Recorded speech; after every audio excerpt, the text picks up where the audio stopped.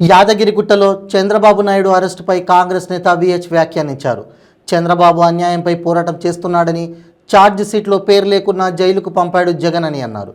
కేంద్ర ప్రభుత్వం ప్రతిపక్షాలు ఏ విధంగా ఉండకూడదనుకున్నారో జగన్ అలాగే చంద్రబాబును అరెస్ట్ చేయించాడన్నారు.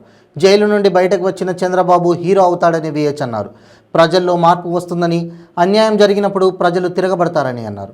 నరేంద్ర మోడీ, అమిత్ షా లాగానే జగన్ ఆలోచన ఉందన్నారు. ప్రతిపక్షాన్ని అణచివేసే ధోరణిలోనే జగన్ ప్రభుత్వం నడుస్తుందని తెలియజేశారు.